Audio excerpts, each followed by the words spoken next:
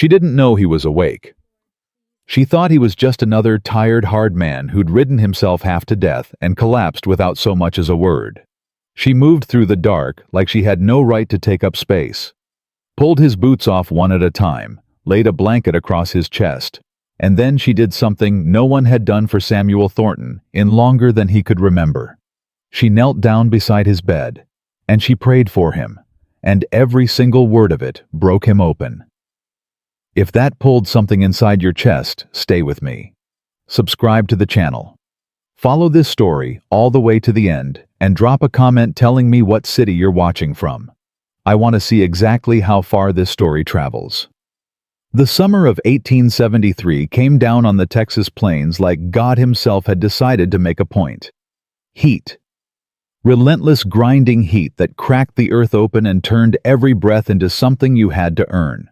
The kind of summer that broke cattle, broke men, broke promises made in cooler months when people still believed things could go right.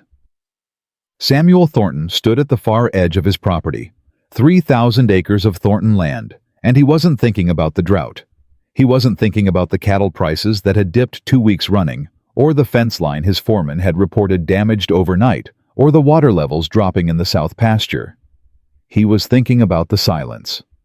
That particular heavy silence that lived inside the main house. The kind that didn't go away when the wind picked up, or when the hands rode in loud and sunburned from a long day. The kind of silence that waited for him every single night when he came through the front door and there was nobody, not one living soul waiting on the other side of it. He was 41 years old. He was the wealthiest cattleman west of the Pecos River. He owned land that other men dreamed about from the time they were boys, cattle that numbered in the thousands. A house built from timber hauled in from 3 states over. He had everything. He felt nothing. "Boss?" His foreman, Pete Calloway, came up beside him with that particular walk of a man who'd spent 30 years on horseback. "Mercer family sent word. Said they're pulling their contract if we can't guarantee delivery before the end of August."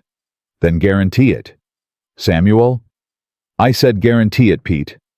He didn't look at the man. His eyes stayed out on the horizon, on the shimmer of heat rising off the flats. "You know what needs doing. Go do it." Pete was quiet for a moment. Then, because Pete Calloway had been with the Thornton family since before Samuel was born, and had earned the right to say certain things, he said quietly, "You eaten today?" Samuel turned and looked at him. Pete didn't flinch. He just held his ground the way old men who've survived long enough to stop being afraid do. "Maria left yesterday. Took her things before noon. You know that means nobody's cooked since supper night before last." Samuel knew. He hadn't noticed until Pete said it out loud, and that right there told him something about himself he didn't particularly want to examine. "I'll handle it," Samuel said. "You gonna cook yourself?" I said, "I'll handle it." Pete nodded once, turned, walked back toward the barn with the slow certainty of a man who had said his piece and didn't feel the need to repeat himself. Samuel watched him go. Then he turned back to that horizon and kept on staring at nothing. He placed the advertisement on a Tuesday.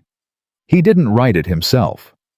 He told his lawyer in town, a cautious little man named Horace Giddings, exactly what he needed. A housekeeper experienced, available immediately, room and board, provided wages fair, and Giddings had it posted in 3 different towns before the week was out. Samuel did not think much about it after that. He had cattle to move and contracts to salvage and a fence line that still needed repairing. Life on the Thornton ranch did not pause for sentiment. She arrived on a Thursday. He was in the middle of a conversation with Pete about water rotation when one of the younger hands, a boy named Cody, who hadn't yet learned to read a room, stuck his head into the barn and said, "Boss, there's a woman out front." Samuel didn't look up from the map spread across the work table. "What kind of woman?" "Youngish. Came in on the stage from Harlan. Says she's here about the housekeeper position. She's got a carpet bag." Pete looked at Samuel. Samuel looked at the map. "Tell her to wait in the kitchen," Samuel said. She's been standing in the sun for... Tell her to wait in the kitchen, Cody. The boy disappeared. Pete said nothing. Samuel went back to the map. It was another hour before he walked into the house. She was standing by the kitchen window when he came in. Not sitting standing. Like she hadn't let herself take the liberty of sitting down in a chair that wasn't hers yet. Her carpetbag was on the floor beside her feet, and her hands were folded in front of her with a stillness that didn't come natural. That was the kind of stillness you learned. The kind that came from years of making yourself small so nobody would look at you too hard. Samuel noticed that the way he noticed things about cattle quickly, without being asked to, filed away without a word. "Miss," he said. She turned from the window. She was younger than he'd expected.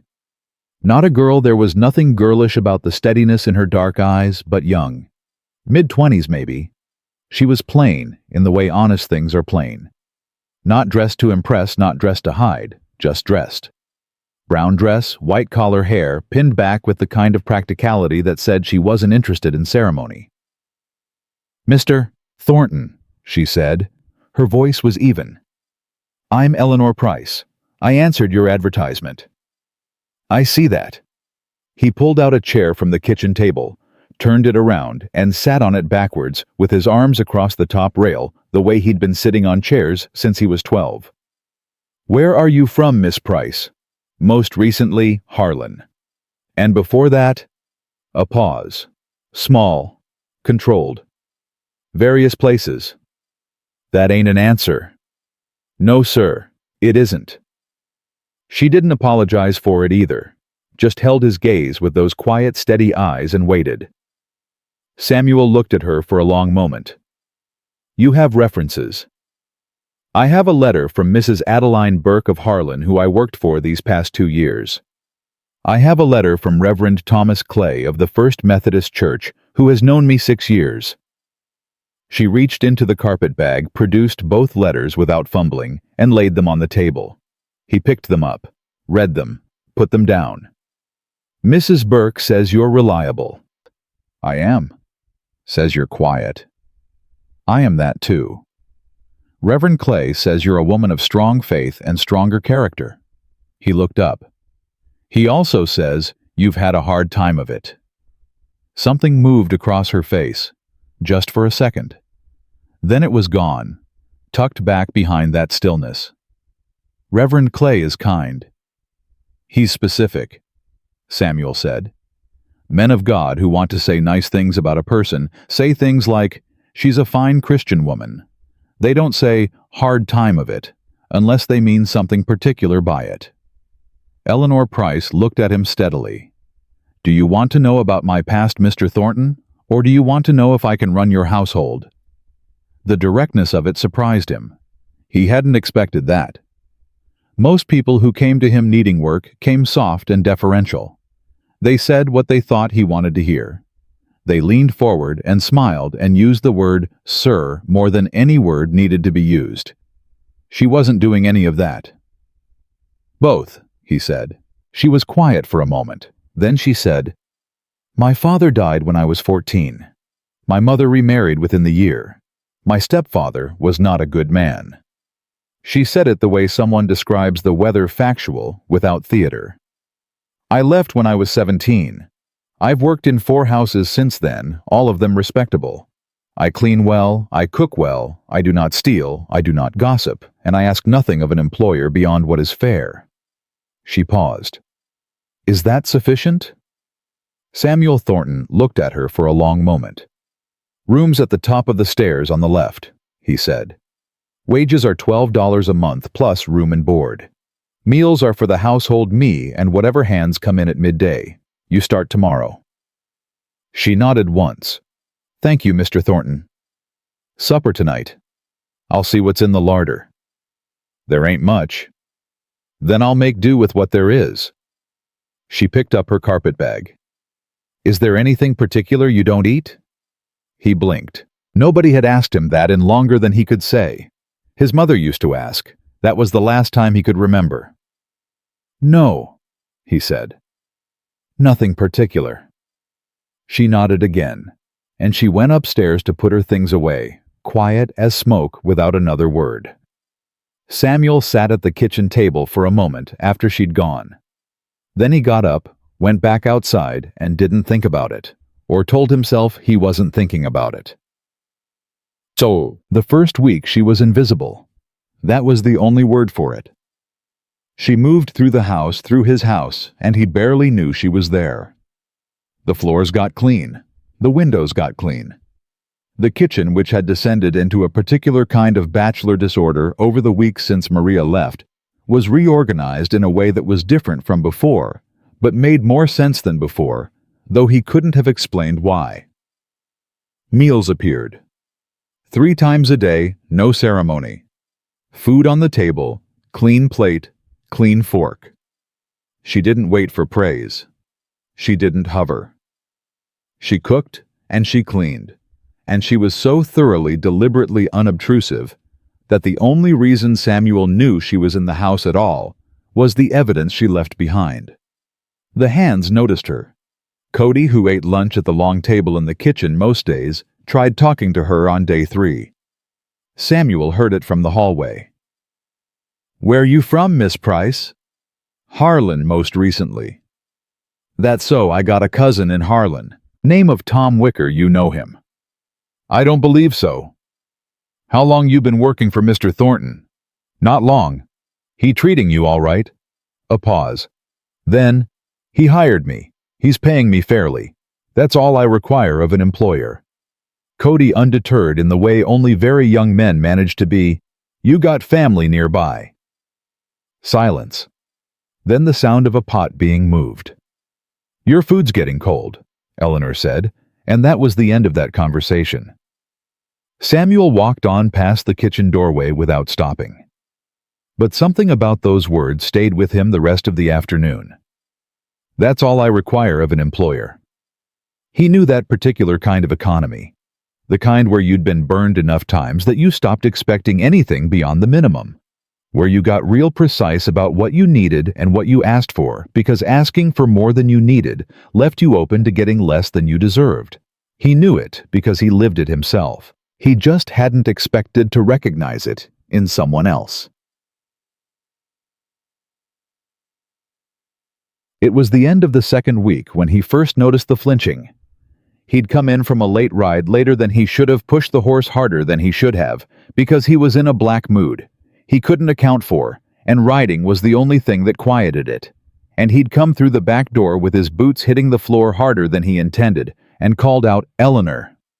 She came out of the kitchen, and for just 1 second, one fraction of a second, something went across her face. Her shoulders pulled in, her chin dropped. Then, quick as a heartbeat, it was gone. She straightened. Her face went back to that careful, settled evenness. "Mr. Thornton, supper's been kept warm." "I ain't hungry," he said. There are papers on my desk that need to go to Giddings in town tomorrow morning. Make sure Cody takes them before 7. "Yes, sir." He was halfway down the hall before he stopped. He stood there with his back to her for a moment. Then he turned around. She hadn't moved. She was standing in the kitchen doorway with her hands folded, waiting to see if he needed anything else, and she looked steady, composed, fine. But he'd seen that half second, and he was a man who noticed things. "Eleanor." "Sir?"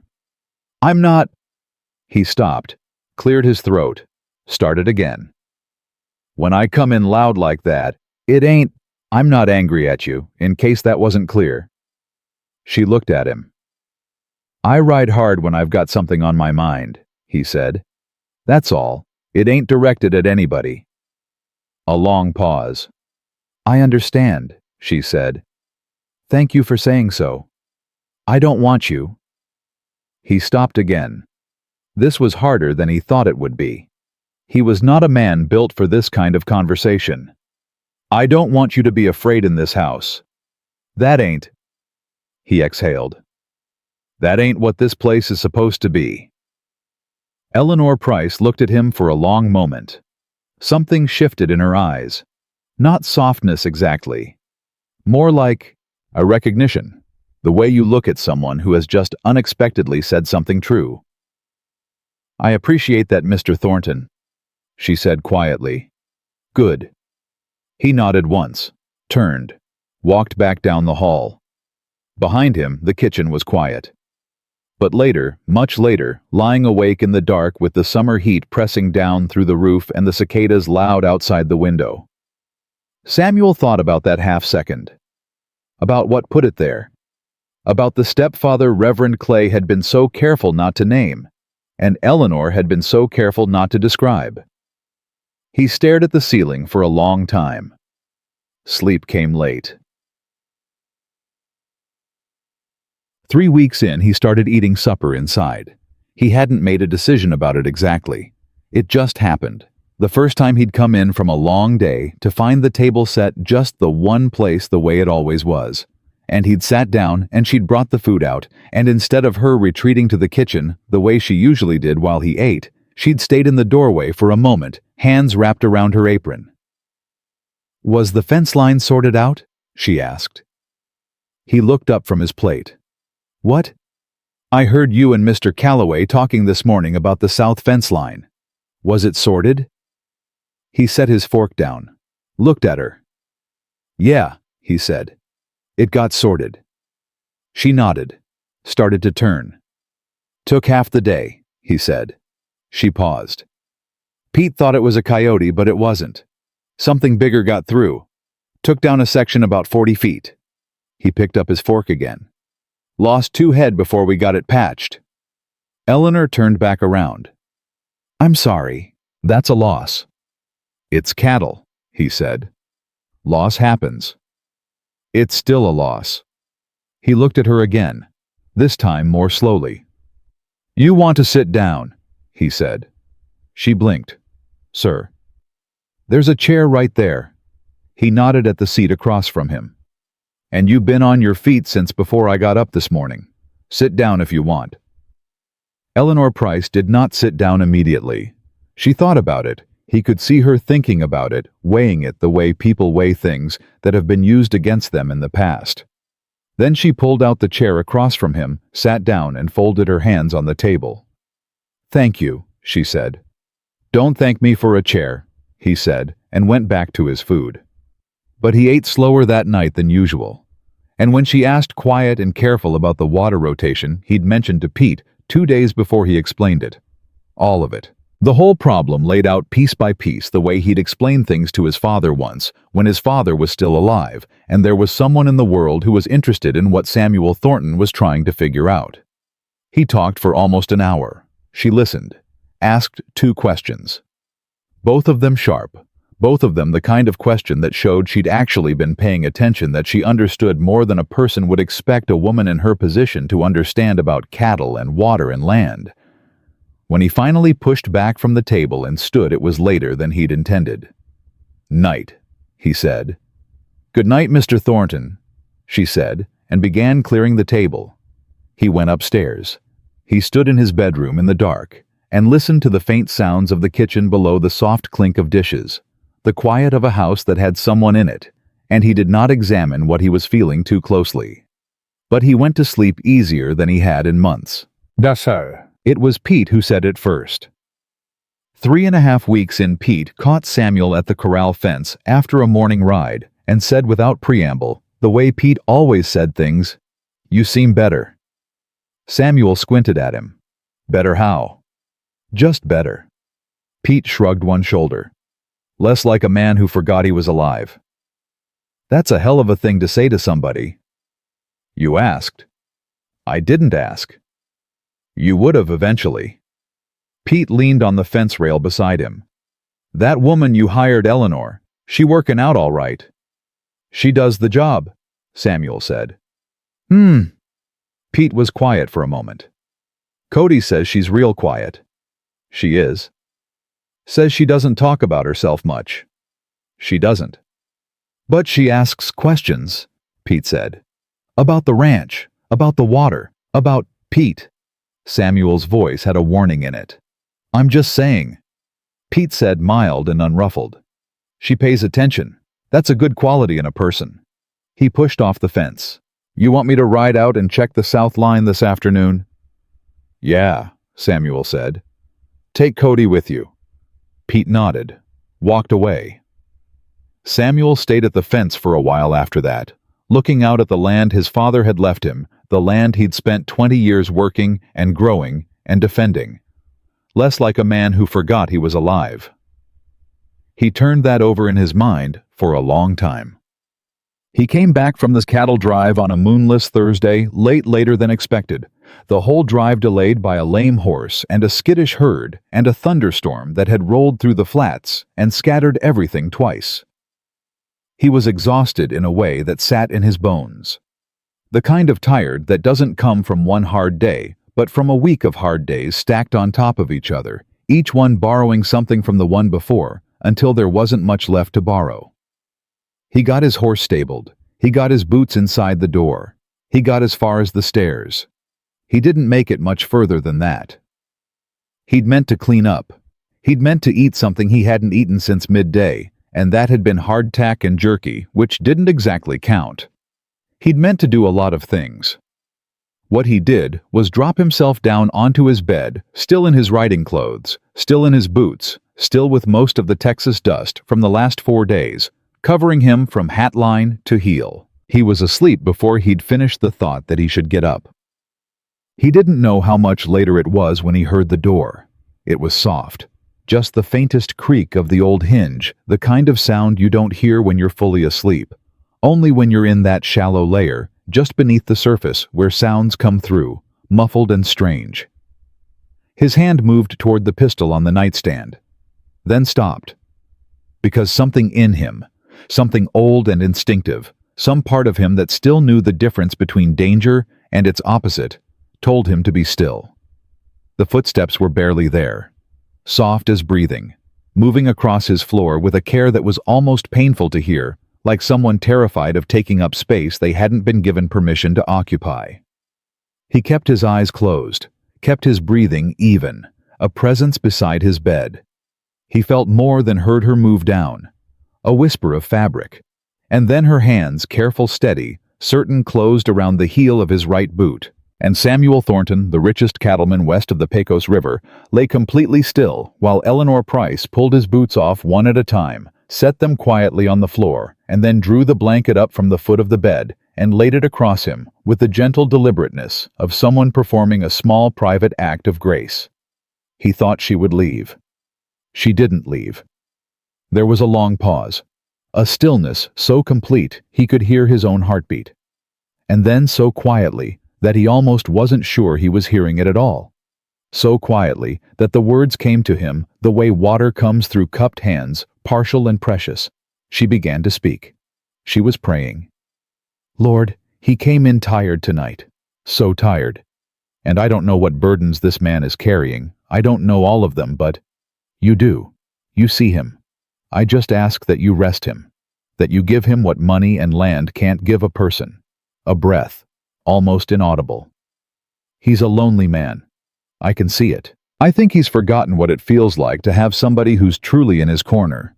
So I'm asking because somebody ought to ask that. You send him that you let him know what it is to be loved, not for what he owns, for who he is." She was quiet. He was very still. "Amen," she whispered. The floor barely registered her leaving. The door closed behind her with barely a sound. And Samuel Thornton lay in the dark with a blanket over him that she'd put there in boots that were off because she'd pulled them off, and he stared at the ceiling he could not see in the black of a moonless night. His chest hurt. He pressed the back of his hand to his mouth and held it there.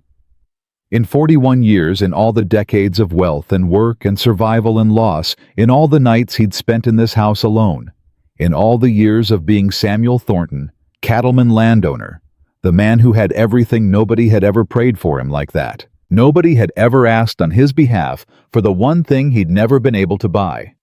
He lay there for a long time. When sleep finally came again, it came the way it used to come when he was small, easy and deep, and without the weight of everything waiting for him on the other side of morning. He didn't say a word about it the next morning. Eleanor set his coffee on the table at 6:15, same as every morning, and Samuel came in from checking the stock, same as every morning, and he sat down and wrapped both hands around the mug and stared at the grain of the wood and said absolutely nothing. She moved behind him quiet as ever, pulling flour from the shelf, getting the skillet set over the fire. The kitchen smelled like wood smoke and coffee, and something she'd baked before he'd even come downstairs. It was all entirely ordinary, entirely normal, as if last night had not happened at all. He told himself that was fine. He told himself that was the correct way to handle it. He lasted until she set the biscuits on the table. "You slept better," she said. Not a question. She said it the way someone notes the weather, simple observation, no investment in the response. Samuel looked up from his coffee. "What makes you say that? You came downstairs without the look." "What look?" She turned back to the skillet. "The look you usually have. Like you're already tired of the day before it started." He was quiet for a moment. "You notice a lot." "It's a housekeeper's job to notice," she said, still not looking at him.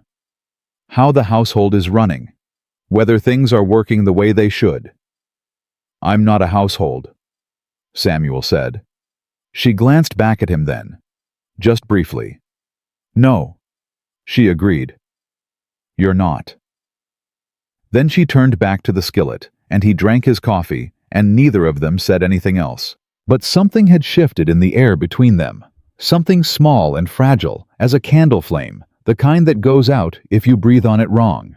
Samuel ate 3 biscuits and didn't notice until he was already done.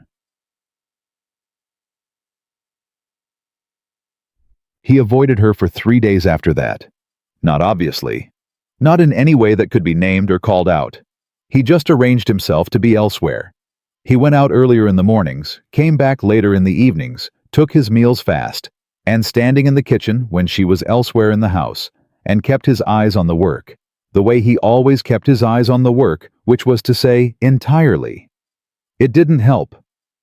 Because the problem wasn't seeing her. The problem was that he'd heard her. And you couldn't unhear something like that.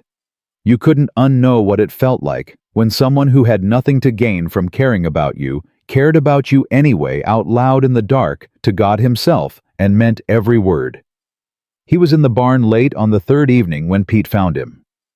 "You're polishing that same piece of tack for the 4th time," Pete said. Samuel didn't look up. "I know what I'm doing." "I know you know.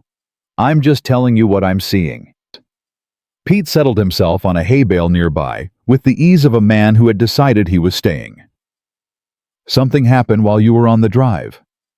"Nothing happened." "Something happened when you got back." Samuel set the tack down, looked at Pete. "Why are you in here?" "Because the bunkhouse is hot, and you're more interesting than Cody's card game." Pete folded his arms. "And because I've known you since before you could ride, and you've got the look." "What look?" "The look like somebody handed you something you don't know what to do with." The barn was quiet, except for the horses shifting in their stalls. Outside, the Texas night was loud with heat bugs and the distant low of cattle. Samuel picked up the tack again, set it back down. "She prayed for me," he said. Pete was quiet. "I came back from the drive dead on my feet, fell asleep before I could even get my boots off. She came in." He stopped. "She didn't know I was awake. She took my boots off and put a blanket over me, and then he exhaled. "She prayed for me, Pete, out loud, right there." Pete said nothing for a long moment. Then he said, "What did she pray?" "That somebody would love me." Samuel's voice came out rougher than he intended. "For who I am, not what I own." The silence after that was the kind that had weight to it. Pete unfolded his arms, leaned forward with his elbows on his knees. "Samuel," he said, quiet and careful. "When's the last time somebody did something for you that you didn't ask for and couldn't pay back?" Samuel didn't answer. "That's what I thought," Pete said. He stood up. Don't run from it. He picked up his hat. Man who's spent his whole life giving orders and paying wages doesn't know what to do with a gift. That doesn't mean you throw it away. He walked out of the barn. Samuel sat there alone for a long time.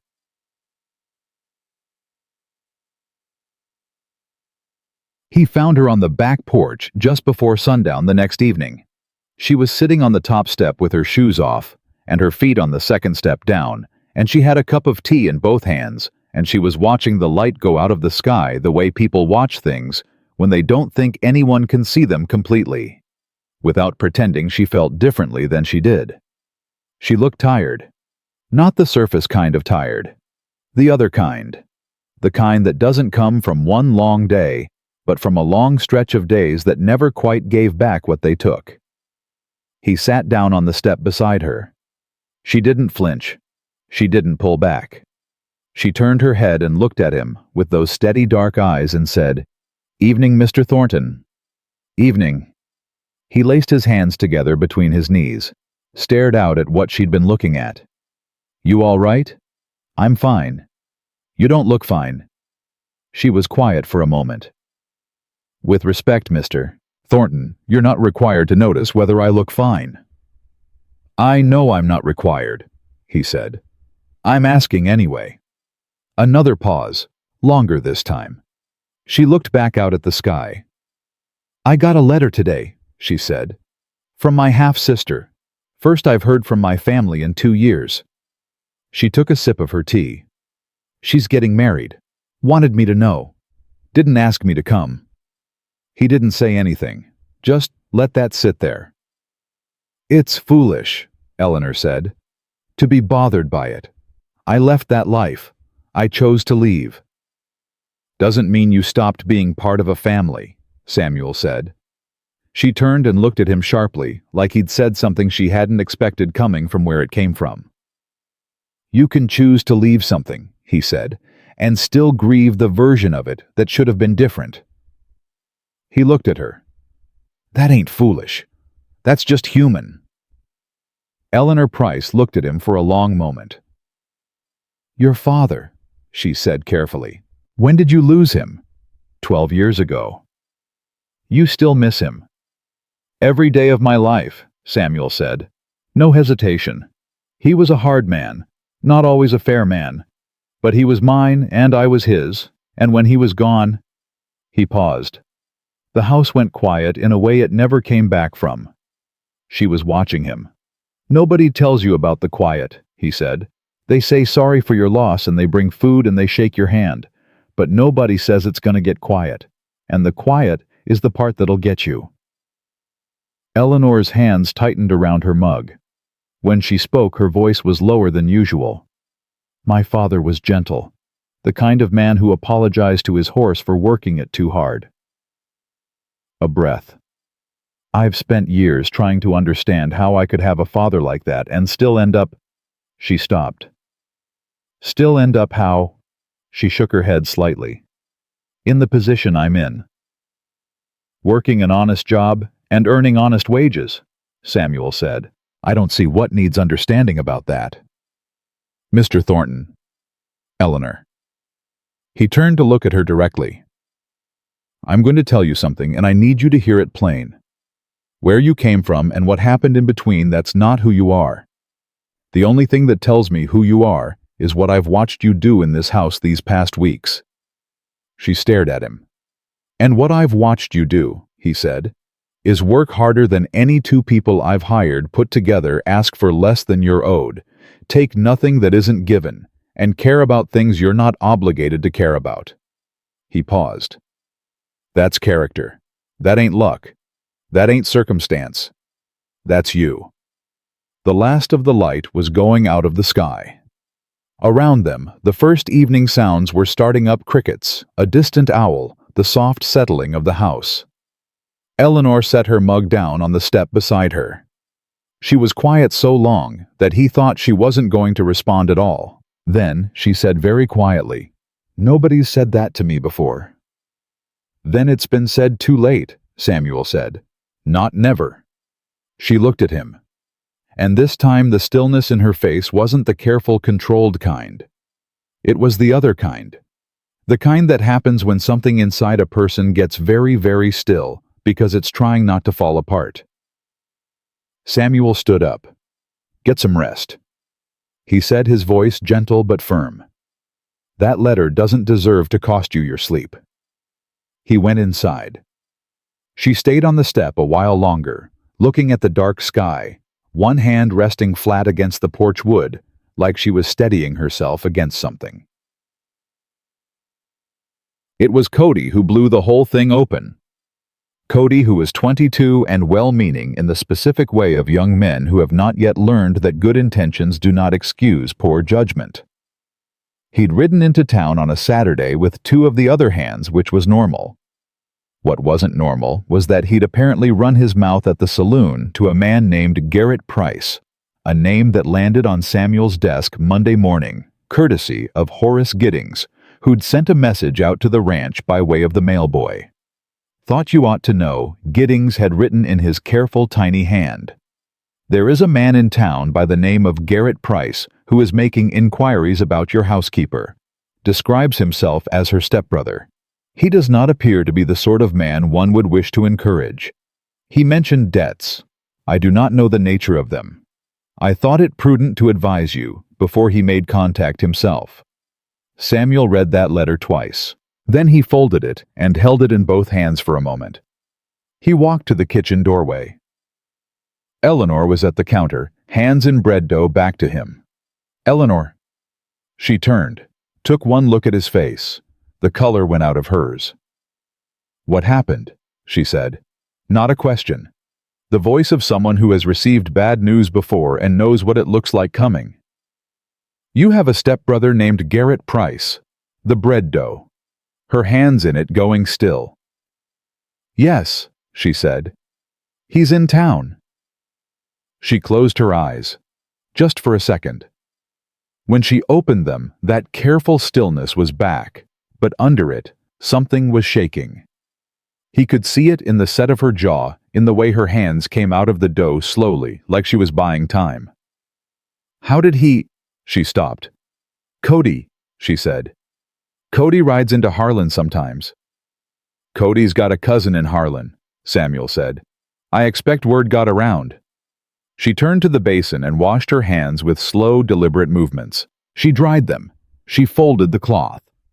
She set it on the counter with a precision that had nothing to do with the cloth and everything to do with keeping herself together.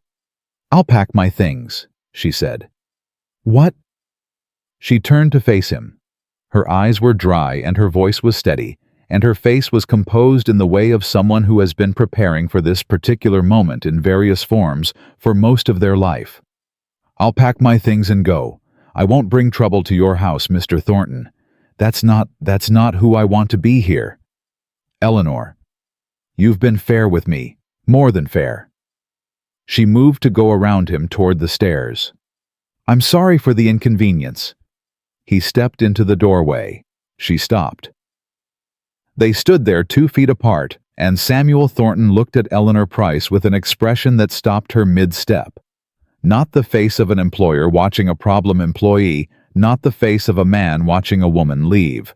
The face of a man who has just realized something, and is not for once in his life going to let it walk out the door. "You're not going anywhere," he said. "Mr. Thornton."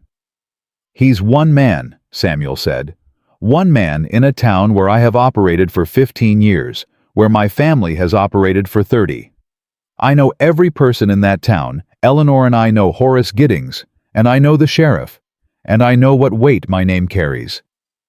He looked at her steadily. "Whatever this man wants, whatever he thinks he's owed, he will not get it. Not while you're on this property." Her chin was up.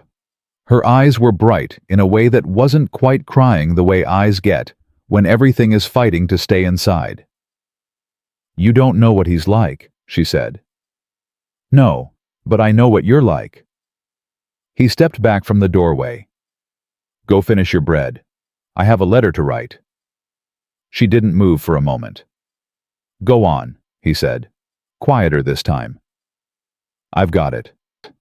Something in Eleanor Price cracked then, not loudly, not dramatically, just a hairline fracture in all that careful composure there, and gone so fast that a man not paying close attention would have missed it entirely.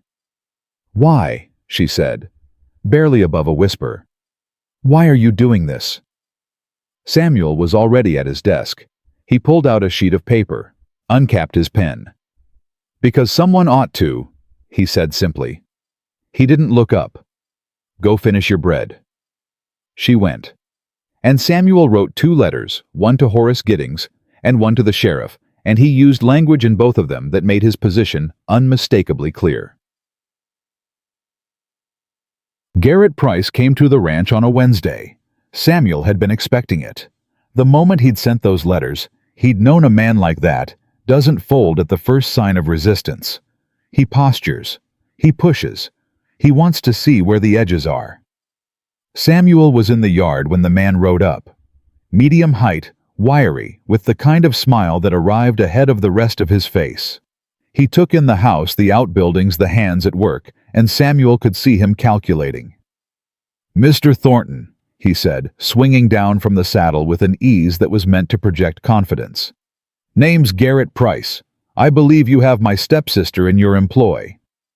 "I know who you are," Samuel said. He didn't offer a handshake. Garrett's smile didn't waver. "I heard she'd landed well. Just wanted to make sure she was situated all right. Family concern." "Is that right?" "Absolutely. Eleanor's had a hard road." He shook his head, deploying what was probably meant to look like sorrow. "We worried about her after she left the way she did." "She left," Samuel said, "because she had reason to leave." A pause. The smile stayed, but the eyes changed. "Now, Mr. Thornton." "I received a report from my lawyer in town," Samuel said, "who mentioned something about debts. I'd be interested to hear your understanding of that." Garrett's jaw shifted, just slightly. "That's a private family matter." "Then I'd advise you to handle it in private, away from my property." Samuel kept his voice level. No raised volume, no heat. Just the flat, certain weight of a man who has spent 20 years making decisions that stick. "Eleanor Price is employed by me. She works well, she's paid fairly, and she's under my protection while she's on this land. If you have a legitimate legal claim against her, you'll make it through the proper channels. If you have anything else in mind..." He stepped forward. "One step. Enough. I'd reconsider it very carefully before you acted on it." Garrett Price looked at him. "She'd tell you about herself," he said. "All of it." "What she's told me is her business," Samuel said. "What I've seen for myself is enough." Garrett laughed, a short, brittle sound with nothing real in it. "She's played you well." "She hasn't played me at all," Samuel said, "which is more than I can say for the impression you're working hard to make right now." He turned his head toward the barn. "Cody, come get this man's horse." Garrett Price stayed exactly where he was. His eyes went from Samuel to the house and back. Samuel watched him measure his options and come up short. "This isn't finished," he said. "Yes, it is," Samuel said. He waited. Garrett Price put his foot in the stirrup and swung back up. He reined his horse around without another word and rode back down the lane at a speed that was almost but not quite a retreat. Samuel watched him go until he was entirely out of sight. Then he turned and looked up at the house. Eleanor was standing in the upstairs window. He couldn't read her face at that distance, but she was there, and she'd seen all of it, and he held her gaze for just a moment before he turned back toward the barn and the work that was waiting. Behind him, he heard the faint sound of a window being closed. He didn't let himself think too much about why that felt like something. She came to find him that evening. He was in the study, not really reading the paper he had open in his lap, when her knock came at the door, 2 short, quiet raps. "Come in." She opened the door but didn't come all the way through it. She stood in the frame and she said, "I want you to know something." "All right." "What he said about me playing you." Her voice was even, deliberate, like she'd been choosing the words for a while. "I haven't. I wouldn't." Whatever you've done for me, I haven't asked for it, and I haven't expected it, and I don't take it for granted." "I know that," Samuel said. "I need you to know that I know the difference," she said. "Between someone helping me because they want something and someone—" She stopped. "I've not always known the difference. I've been wrong about it before. Badly wrong." Her hands were steady at her sides, but her voice had something fragile running underneath it. "I'm not wrong about you." The study was very quiet. "No," Samuel said. "You're not." She looked at him. He looked at her. And in the space of that plain, unadorned exchange, no grand declarations, no theater, just two honest people saying honest things in a plain room, something that had been building for weeks, settled into place like a stone finding the ground. "Thank you," she said, quiet and real and entirely without performance. "Good night, Eleanor," he said. She closed the door. Samuel set the paper down on the desk and sat very still for a long time, listening to her footsteps on the stairs. He hadn't told her. He hadn't said the thing that was most true, that when Garrett Price rode in that morning with that calculating smile and his talk about debts and family business, something in Samuel Thornton's chest had gone very cold and very clear, the way it goes right before a man does something he knows he cannot take back. He hadn't told her that the anger he'd felt wasn't the kind an employer feels on behalf of an employee. He'd tell her. Not tonight, not yet. But the thing that had taken root that night, she'd prayed in his dark room, the thing he'd been walking around the edges of for weeks. It had a name now, and he wasn't afraid of it anymore. He picked up the paper again. He didn't read a word of it. The town talked. Samuel had known it would. A man like him with a house like his and a name like his couldn't hire a young woman and defend her publicly from a man who wrote and asking questions without the town finding a way to fill in the parts of the story it didn't have with the parts it was willing to invent. That was just the nature of small places. They ran on speculation the way ranches ran on water couldn't function without it. He heard it first from Giddings, who mentioned it with the careful neutrality of a man delivering news he hadn't asked to carry. "People are talking, Samuel, about the girl." "Her name is Eleanor Price," Samuel said. "And people can talk about whatever they like. They're saying she's got a hold on you. People can say that too." Giddings looked at him over the rims of his spectacles. "You're not concerned. I'm concerned about the south fence and the Mercer contract and the water levels dropping 2 inches below where they should be." Samuel stood up. "I'm not concerned about what idle people say in a town that runs out of real news by Wednesday." Giddings sighed the sigh of a cautious man watching an incautious one. "Just be careful, Samuel." "I'm always careful," Samuel said, and left. He told himself it was true. He was less sure of it by the time he got home. Eleanor found out from the dry goods store. She hadn't gone into town often once, maybe twice since she'd arrived, and always with a list and a purpose and no interest in lingering.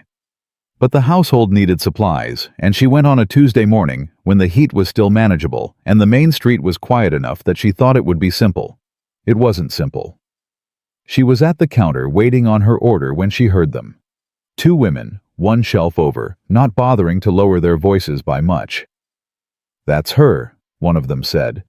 "Thornton's girl. She don't look like much. Never do they? Plain ones know how to make themselves necessary." A pause and the rustle of fabric. Poor man doesn't see it. Too lonely to see it. Eleanor kept her eyes on the counter. "My husband says Garrett Price told anybody who'd listen that she left owing money. Real money. She doesn't look like a woman who'd have real money to owe." "That's the point, isn't it? She paid for her supplies. She carried them out to the wagon herself. She drove back to the ranch without stopping, without looking sideways, without letting any of what was sitting in her chest reach her face. She unloaded the supplies. She put everything away. She started on lunch. Samuel came in at noon and knew immediately. Not from anything she said. From the set of her shoulders, that careful, squared-off posture that she wore when she was holding something in place by sheer will. He sat down at the table. "What happened?" he said. "Nothing happened. Lunch is almost ready." "Eleanor." She turned from the stove. Her eyes were dry and her chin was level, and she looked at him with that composed steadiness that had always been her armor. The thing she wore when the world had done something she refused to let the world see had landed. "People in town are talking," she said. "About me, about you, about what they think is happening here." Samuel was quiet. "I need you to understand something," she said. "I came to this house to work. That is all I came to do. I don't want anyone thinking I don't want it said that I—" She stopped, pressed her lips together. "I've worked very hard to be a woman of good character, Mr. Thornton. I will not have that undone by gossip I didn't invite. Nobody with good sense is listening to that gossip." "Good sense is not equally distributed," she said, and despite everything her mouth almost moved. Not quite a smile, but almost.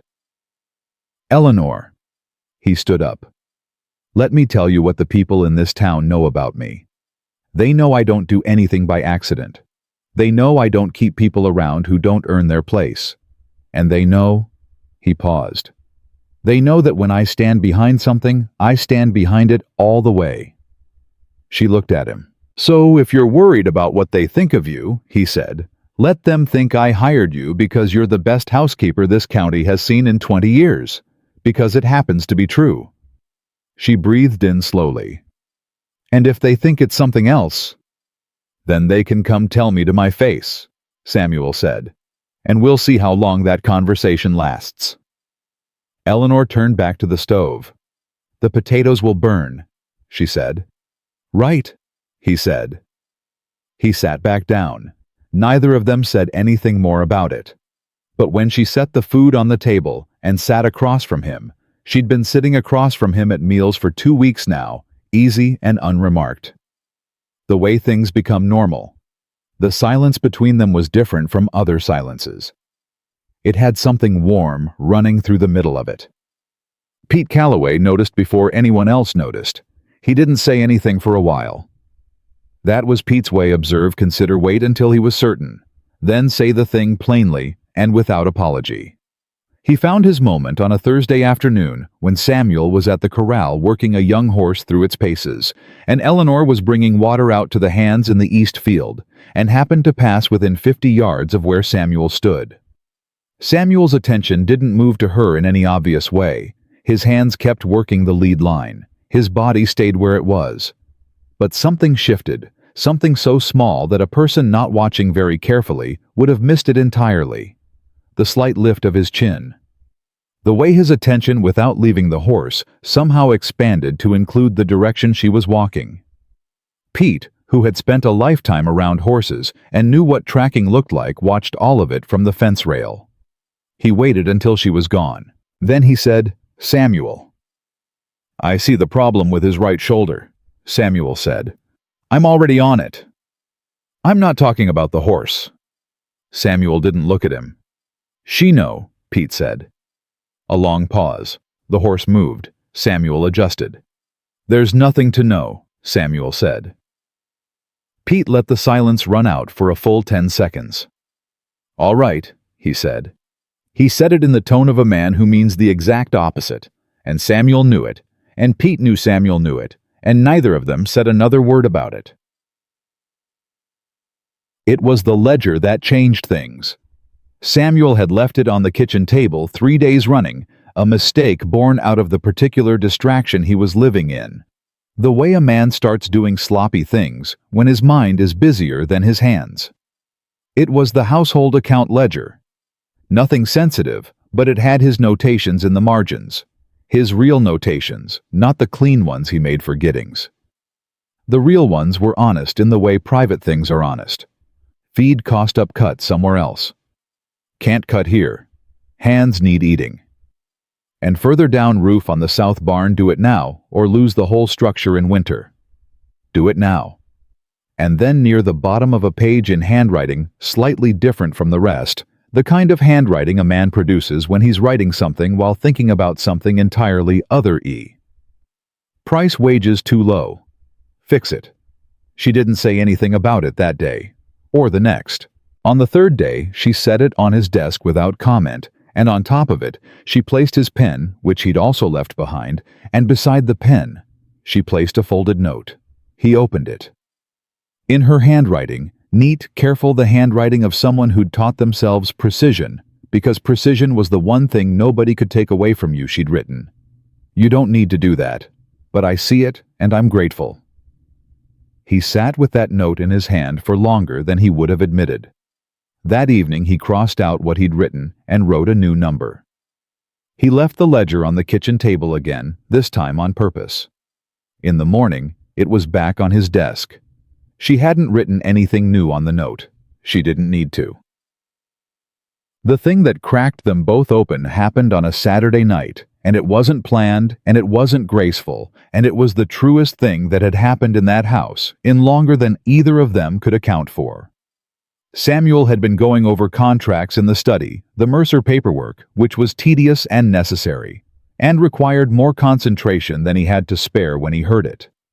A sound from upstairs. Not loud, not dramatic. The kind of sound a house makes that you notice only because the house is quiet enough, and you've learned without meaning to which sounds belong to it and which don't. A sound like something being set down too hard. And then silence. But the wrong kind. He waited. Nothing. He went upstairs. He knocked at her door. 2 short raps, same as she always knocked at his. A pause. Then, I'm fine. I didn't ask, he said. Another pause. Mr. Thornton. Eleanor. His voice came out quieter than he meant it to. Open the door. The silence lasted long enough that he thought she wouldn't. Then the latch lifted. She'd been crying. She wasn't anymore. She'd put it away fast, the way she put everything away fast. But the evidence was there. And they both knew he could see it. And she held herself straight and looked at him like she was daring him to make it into something larger than she wanted it to be. He didn't say anything about it. He looked at what was in her hand instead, a piece of paper crumpled at one edge, the kind of paper a letter gets written on. Garrett, he said. He wrote. She glanced down at it. He's telling people in town that I stole from the last family I worked for. The one before Mrs. Burke. Her voice was steady, careful, like she was carrying something brittle. It isn't true, but he's saying it. And he says if I don't... She stopped. He wants money. He says if I don't send money, he'll make sure the story gets to everyone who matters in this county. Samuel held out his hand. She hesitated. Then she put the letter in it. He read it. All of it. Slowly, the way he read things when he wanted to be sure he'd understood exactly what was in front of him. Then he folded it. Set it in his breast pocket. That's evidence, he said. Of extortion. I'm going to take it to the sheriff in the morning. He'll deny it. He can deny it all he wants. The letter exists. He looked at her. Did you steal from anyone? No. No hesitation. No performance. Just the flat, clean truth of a person who has told the truth so long in the face of people who didn't believe it that they've made peace with saying it plainly and leaving the believing to whoever's listening. I know you didn't, Samuel said. Something moved across her face then. Something that wasn't quite pain and wasn't quite relief, but lived in the same neighborhood as both. You don't know that, she said. You can't know that. Eleanor. He said her name the way he'd been learning to say it, not as a title, not as a summons, but as the thing itself, the actual name of the actual person. I know you. Maybe not everything about where you've been or everything that's been done to you, but I know you. And a woman who takes the time to pray for a man who never once gave her reason to... He stopped. The air in that hallway went completely still. She stared at him. He'd said it before he'd finished deciding to say it, and now it was out there sitting between them like something solid and irretrievable, and he held her gaze and didn't take it back. You were awake, she said. Barely a sound. Yes. The color left her face entirely.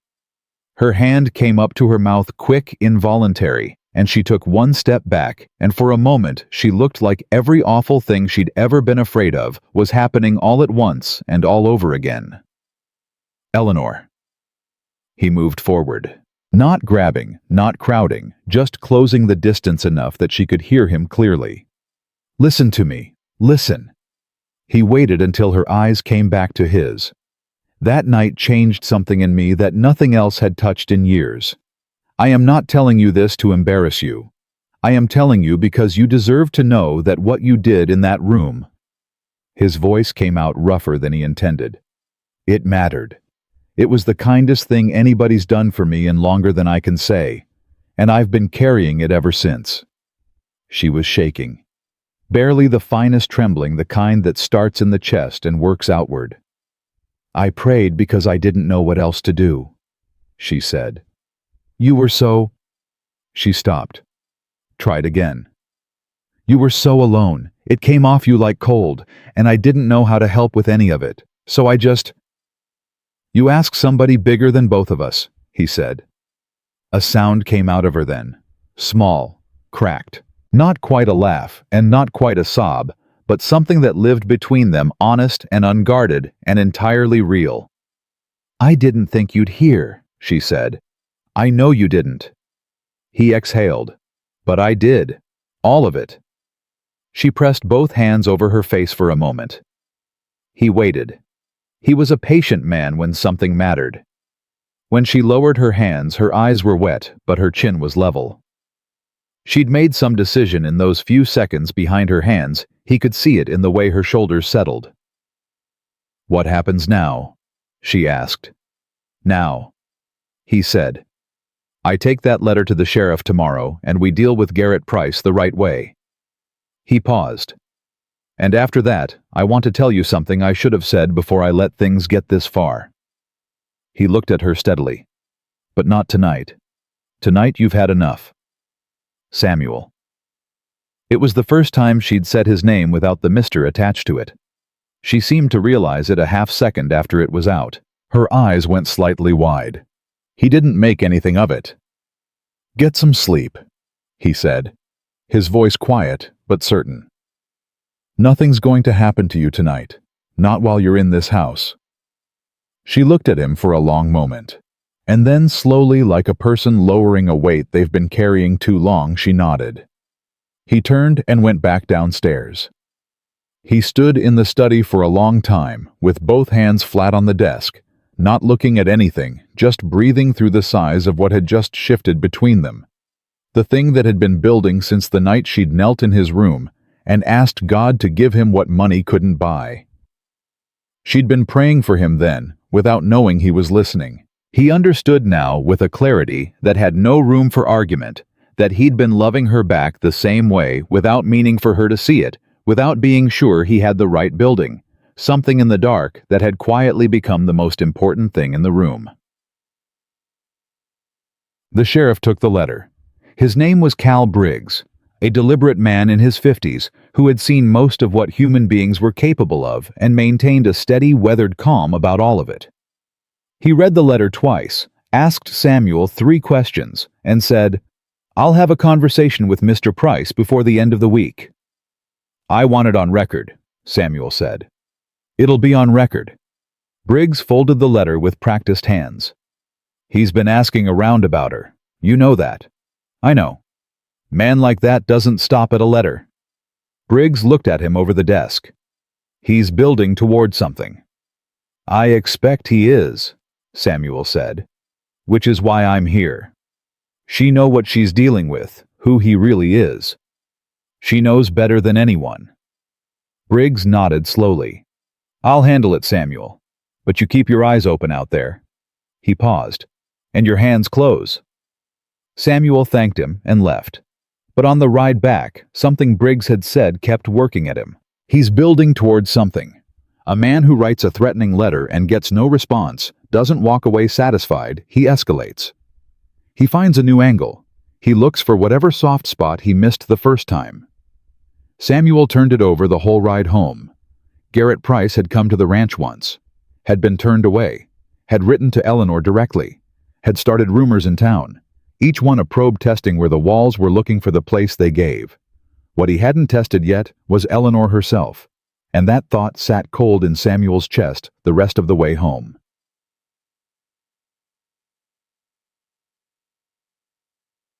He was right to worry. He came home to find Eleanor in the yard, not inside, not in the kitchen, standing 20 feet from the gate, with her arms crossed tight over her chest and her back to the lane, and Garrett Price's voice coming at her from the other side of the fence. Samuel was off his horse before it had fully stopped. "Just want to talk," Garrett was saying. "That's all I'm asking, Eleanor. Family business. Doesn't have to involve anybody else." She said no. Samuel came around the side of the horse and put himself between Eleanor and the fence in one motion, and the words just came out flat final with all the warmth of January iron. Garrett Price took in the positioning, the horse still blowing behind Samuel, the set of his jaw. He recalibrated fast. Samuel could see it pivoting from pressure into something more performative, spreading his hands in an appeal to reason. "Mr. Thornton, I'm not here to cause trouble. You rode to my property after I turned you away once. You wrote a threatening letter to a woman in my employ, and you've been spreading lies about her in town for 2 weeks." Samuel kept his voice even. "All of that is trouble. You just chose to call it something else." "Those aren't lies," Garrett said. "She owes debts." "The sheriff has your letter," Samuel said. "The one where you asked for money in exchange for silence. That's extortion. That's a crime in this state." Garrett's face changed. "You've got about 30 seconds, Samuel said, "before I go inside and send someone to fetch Cal Briggs directly. And I'd think hard if I were you about which is worse, riding away now or explaining that letter in a courtroom." Garrett Price stared at him. He looked past Samuel at Eleanor. Something moved in his face. Not guilt. Nothing as decent as guilt. The particular look of a man recalculating risk. Then he looked back at Samuel, and something in what he saw made him pull his horse around. "This isn't finished," he said. "Every time you say that," Samuel said, "it gets more finished." Garrett spurred his horse and rode. Samuel didn't move until the sound of hooves had faded entirely. Then he turned. Eleanor was still standing exactly where he'd left her. But she wasn't watching the gate anymore. She was watching him, and her face, for the first time since he'd known her, had let all of the careful composure fall completely away. No performance, no armor, nothing held in place by will. Just her, all of her, looking at him like he was something she hadn't expected to exist. "He won't come back," Samuel said. "You don't know that," she said. The same words she'd said before, but quieter this time. Like she was saying them less because she believed them and more because she was used to believing them. "No," he said. "But I know what I'll do if he does." She looked at him. Her eyes were bright, and her hands were still, and every wall she'd ever built was down. "Samuel." She said the mister was gone again, and this time neither of them pretended not to notice it. "Yeah," he said. She crossed the distance between them in 3 steps and put her forehead against his chest. That was all. No words, no theater. Just the weight of her leaning in, and his hand coming up to rest at the back of her head, steady and certain. They stood there in the yard while the summer heat pressed down around them. He could feel her breathing slow. He kept his hand where it was. Neither of them said a word. Sometimes the truest things don't need one. Nobody talked about what had happened in the yard. Not that evening, not the next morning. Samuel came in for supper, and Eleanor put food on the table, and they sat across from each other, the way they'd been sitting for weeks, and the conversation was ordinary. Water levels a loose shutter on the east side of the house, whether the hands needed new work gloves before fall. Ordinary things said in ordinary voices, as if the afternoon hadn't happened at all. But everything was different. It wasn't a big difference. It wasn't the kind you could point to and name. It was the difference between a door that's always been closed and a door that's been left slightly open. The room on the other side is the same room it always was, but now there's air moving through it. Now there's the possibility of walking through. Samuel felt it every time she passed him in the hall. Every time she refilled his coffee without being asked, and her hand came near his on the table. Every time she looked at him a half-second longer than she used to before looking away. He'd told himself he was going to say the thing. After Garrett Price, after that afternoon in the yard, he'd told himself it was time. But saying it out loud was a different kind of thing entirely from knowing it in the dark of his own chest. Pete saw it on Tuesday. He didn't say anything during the day. He waited until after supper, when Samuel was in the barn, doing the thing he always did when he needed to think, working with his hands, while his mind ran ahead of him, and Pete came in and sat on his hay bale and said, "You gonna do something about it, or just wear yourself out, pretending you're not thinking about it?" Samuel didn't look up. "You ever get tired of watching other people's business? When it stops being interesting." Pete tipped his hat back. "What are you waiting for?" "I'm not waiting for anything." Samuel. Pete's voice had that rare quality it only got when he was about to say something that mattered. "You're a man who makes decisions for a living. You make 20 decisions before breakfast that other men would lose sleep over, and you make them clean, and you make them right, and you don't waste time once you've seen clearly." He paused. "You've seen clearly for a while now, so I'm asking again. What are you waiting for?" The barn was quiet. One of the horses moved in its stall. "I don't want to make it wrong," Samuel said. "How would you make it wrong?" "By moving before she's ready." He set down what was in his hands. "By making her feel like she traded one situation for another. She came here to work. She came here because she needed safe ground. I don't want her to feel—" He stopped. "I don't want her to ever feel like this house came with conditions she didn't agree to." Pete was quiet for a long moment. "That," he said finally, "is the most right thing I've ever heard you say." Samuel looked at him. "But there's a difference," Pete said, "between waiting until she's ready and waiting so long she thinks you're not certain." He stood up. "A woman who's been given reasons not to trust people needs a man to be clear. Uncertainty looks too much like what she already knows." He walked out. Samuel stayed in the barn alone for a long time.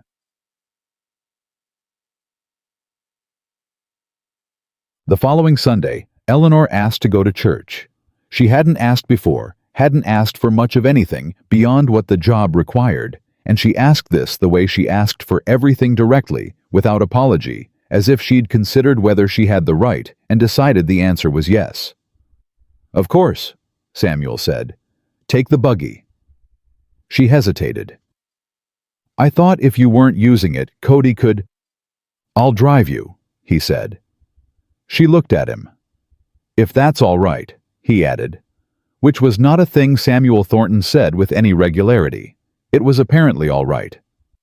They drove into town in the early morning before the heat had fully arrived, and the road was quiet, and the sky was the particular pale blue of Texas summer mornings, and neither of them talked much, but the silence was the good kind, the kind that doesn't demand anything from you. He waited outside during the service. He hadn't been inside a church since his father's funeral, and he wasn't ready to change that, but he tied the horse and sat on the step and thought about what Pete had said about clarity, about what it looked like from the outside when a man was certain and what it looked like when he wasn't. She came out with a woman her age named Ruth Hadley, who Samuel knew vaguely as the wife of a dry goods supplier. They were talking more easily than he'd ever seen Eleanor talk with anyone outside the ranch, and Ruth Hadley was laughing at something Eleanor had said, and Eleanor was smiling, and Samuel sat on that step and felt something in his chest go quiet and warm at the sight of it. She deserved that. People who laughed with her because they liked her, not because they needed something from her. She deserved a whole life full of that. Ruth Hadley saw him and said something low. Eleanor turned. She walked over. "You didn't have to wait." "I know," he said. Something passed across her face, quick and soft, and entirely unguarded. Then she looked at her hands and said, "Ruth invited me to a quilting circle next Saturday. You should go." "I wasn't sure if Saturday—" "Eleanor." He looked at her. "You're not a prisoner here. Saturday's yours." She nodded. But she didn't move toward the buggy. She stood there with the Sunday morning around her and said quietly, "It's been a long time since I had somewhere to be on a Saturday that was mine." He didn't answer right away. He let that sit where it deserved to sit. Then he stood up from the step and said, "Then it's past time." He offered her his arm to help her up into the buggy, not as an employer, not as a courtesy, but as a man who had decided to be clear. She took it. Her hand on his arm was steady and warm and entirely unhurried, the hand of a woman who had made her own decision. Neither of them said anything more about it on the drive home. Neither of them needed to. Matinee. The letter from his lawyer came on a Wednesday, and it changed everything, but not in the direction Samuel expected. Giddings's handwriting was more urgent than usual, pressed harder into the paper, the words running slightly faster than his normal careful script. "Samuel, I have received a complaint filed through the county clerk's office. The complaint names you as having engaged in unlawful coercion against one Garrett Price, whom your housekeeper, Miss Price, has allegedly defamed. The complaint is meritless on its face, but it has been filed correctly, and it will require a formal response. More pressing, Price has obtained a statement from a woman in Harlan named Mrs. Cora Bell, who claims she witnessed Miss Price taking household money from the Burke residence without authorization. I do not know the reliability of this witness, but this has moved from a personal matter into a legal one. You should come to town. Soon." Samuel read it standing in the hallway and felt the particular cold clarity that came over him when something he'd thought was handled turned out to be bigger than he'd seen. He read it again. Then he went to find Eleanor. She was in the kitchen. He stood in the doorway and held up the letter and said, "I need you to tell me about Mrs. Cora Bell of Harlan." He watched her face go still in a different way than usual. Not the controlled stillness of someone managing emotion, but the stillness of someone who's just taken a blow they recognize the shape of. "She's Garrett's cousin," Eleanor said. "On his mother's side. She's filed a statement saying she saw you take money from the Burke house." "That's a lie." "I know it is. But it's a signed statement, which means we need something to counter it." He lowered the letter. "Was there anyone in Harlan who saw you work, who could speak to your character directly, besides Mrs. Burke herself?" "Mrs. Burke," Eleanor said immediately, "and Reverend Clay, and—" She stopped. "There was a woman named Josephine Garrett, no relation to him, just the name, who lived next door to the Burke house for the first year I was there. She used to talk to me over the fence most mornings." She paused. "She saw me every day." "Would she testify?" Eleanor looked at him. "I don't know. She wouldn't want trouble." "I'm not asking her to want trouble. I'm asking if she'd tell the truth." A long pause. Eleanor turned toward the window and back. "Yes," she said. "Josephine would tell the truth. Then I'm going to need her name and where she can be reached." He folded the letter. "Giddings will handle the legal pieces, but I want those names by tonight." He was turning to go when she said his name. He turned. She was standing in the middle of the kitchen with her hands at her sides and something on her face that had moved past composure entirely into something rawer and more real. "This is going to get worse before it gets better," she said. "Garrett doesn't lose gracefully. He escalates. He finds new angles." She said it plainly, without drama, the way someone describes a weather pattern they've lived through before. "I don't want this house to become a battleground because of me." "This house has been a lot of things," Samuel said. "Quiet, cold, empty." He looked at her. "A battleground is the one thing it's never been. And if that's what it has to be for a while to get to the other side of this, then that's what it'll be. You could just—" She stopped. "Just what?" "Let me go," she said quietly. "Let me move on. It would be simpler. Eleanor." His voice came out lower and more certain than he'd planned, which meant it came out right. "There is no simpler. There's only honest." He crossed the kitchen until he was close enough that she had to look up slightly to hold his gaze. And the honest truth is that this house has been more alive in the 8 weeks you've been in it than it's been in the 12 years since my father died. And I will not— He stopped, breathed.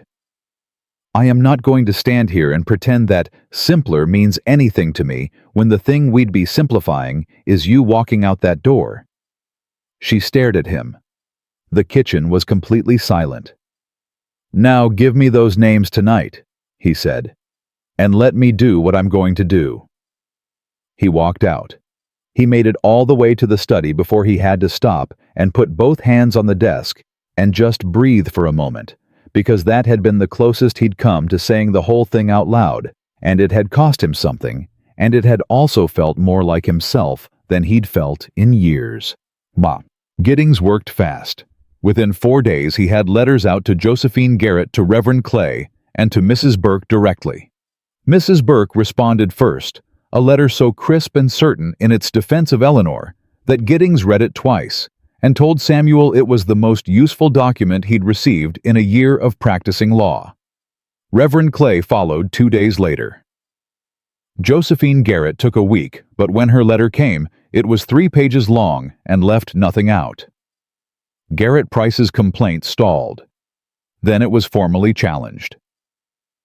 Then Giddings sent word that Cora Bell had quietly withdrawn her statement without explanation, which told Samuel everything about how much of her account had been her own conviction and how much of it had been Garrett's persuasion. He told Eleanor the morning it came through. She was at the table with her tea, and she set the mug down when he told her, and for a moment she didn't say anything at all. Then she pressed her palm flat against the tabletop and said, "It's over." "The legal piece is over," Samuel said. "Giddings says there's nothing left to file." "And Garrett?" Sheriff Briggs had a formal conversation with him. Samuel sat down across from her. "He's still in town, but he's running out of angles and he knows it. A man like that moves on when there's nothing left to take." Eleanor looked at her tea for a moment. "And the talk?" "It'll fade," he said. "It always does." "Some of it won't," she said. Not bitterly, just accurately. "Some people have already made up their minds." "Some people always have," Samuel said. "That's their loss." She looked up. Something in her eyes had changed, some long-held bracing. Some permanent readiness for the next blow had started to come loose at the edges, like a fist slowly opening. "I don't know how to do this," she said quietly. He looked at her. "Do what?" "Have someone in my corner." She said it simply, without drama, the way she said things that had been true for so long, they'd stopped hurting and just become fact. "I've been on my own since I was 17. I know how to handle things alone. I know how to pack and move and start over and not expect—" She stopped. "I don't know how to let someone just—" She gestured slightly inadequately at him at the table at all of it. "Help," he said. "Stand there," she said. "Just stand there and not ask for anything back."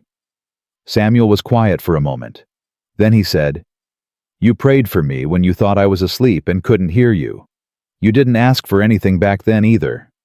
She blinked. "I think," he said carefully, "that it's just what some people do. They give what they wish someone had given them." He paused. "And then they have to learn how to receive it back without flinching." Eleanor Price looked at him across the kitchen table, the same table where they'd eaten 100 meals together, where she'd first sat down because he'd offered her the chair and she'd weighed the risk of taking it, and she said nothing. But something in her face opened in a way it had never quite opened before. Not all the way. Not yet. But further than it had been. He didn't push. He poured his own coffee and asked whether she thought the south window needed recalking before autumn, and she said yes, and probably the north one too, and they talked about the house for a while, the practical, necessary, ordinary details of a life being lived in a place, and it was the most normal conversation they'd ever had, and somehow it was also the most important one. The twist came from a direction Samuel hadn't been watching. He should have been watching it. In hindsight, it was obvious the one angle he'd left unguarded because he'd been too focused on Garrett Price and the legal machinery and the day-to-day business of the ranch to watch the people closer to home. It was Cody. Cody, who was 22 and had a cousin in Harlan and a mouth that ran faster than his good sense could follow it. Cody, who had liked Eleanor from the first day and shown it in the artless, transparent way of young men who haven't yet learned to conceal what they feel. It came out on a Friday evening when Samuel walked into the bunkhouse to get a word with Pete about the following week's schedule and found Cody in a heated, low-voiced argument with one of the other hands, a quiet man named Frank, who'd been with the ranch 2 years and earned his keep without drama. They stopped when Samuel walked in. He looked between them. "Problem." Frank looked at the floor. Cody looked at Samuel with the expression of a man who was trying to calculate whether honesty or silence served him better, and landing wrong on both counts. "Cody?" Samuel said. "It's nothing, boss." "Frank?" Frank shifted his weight. "Cody's been talking," he said with the carefully neutral tone of a man choosing accuracy over loyalty. "In town. About Miss Price. About—" He glanced at Cody. "About what he thinks is happening between her and you." The room got very quiet. Samuel looked at Cody. To the boy's credit, he didn't try to run from it. His jaw set, and his eyes came up, and he said, "I didn't mean harm. I was talking. People were already saying things, and I thought if I said she was that you." He stopped, reorganized. "I said you were sweet on her. That's all I said. Because you are." He met Samuel's eyes, and I thought that was better than what they were saying. Samuel looked at him for a long moment. "Come with me," he said. They went outside. Samuel walked far enough from the bunkhouse that the conversation was private, then turned. Cody stood his ground, which Samuel gave him credit for. "What exactly did you say?" Samuel said. "And to who?" "I said it at the saloon on Saturday, to a few men I don't know all their names. I said you'd likely marry her." Cody's voice was earnest in the way only young men can sustain under pressure. "I know I should have kept my mouth shut, but boss, they were calling her things, ugly things, and I couldn't just sit there and—" "How many men?" "6, maybe 8. Samuel breathed in slowly. "It'll be across the county by now." "Yes, sir. I reckon it will." He stood there with the summer evening pressing down around him and thought about Eleanor hearing it. About her learning from the wrong person in the wrong way in the middle of the dry goods store, or at Ruth Hadley's quilting circle, that the whole county thought Samuel Thornton was planning to marry her, without him having said a single word to her about it. "You meant well," Samuel said. "I know that, but you took something that wasn't yours to move, and you moved it in front of people before its time." He paused. "That has consequences. Understand?" Cody nodded. "Yes, sir." A pause. "Is it true, what I said?" Samuel looked at him for a long moment. "That is not your business," he said. "Yet." He turned. "Get to bed." He went back inside. He went to the kitchen and poured himself a glass of water and stood at the counter drinking it slowly, working through what came next. The county already knew, or thought they knew, what was in his heart. Eleanor would hear it if she hadn't already. And he had the choice of letting her hear it piecemeal through other people's mouths, or saying it himself tonight, before one more morning passed, where the most important truth in his own life was the thing he hadn't yet said out loud. He set the glass down. He went upstairs. He knocked at her door. 2 short raps. "Come in," she said.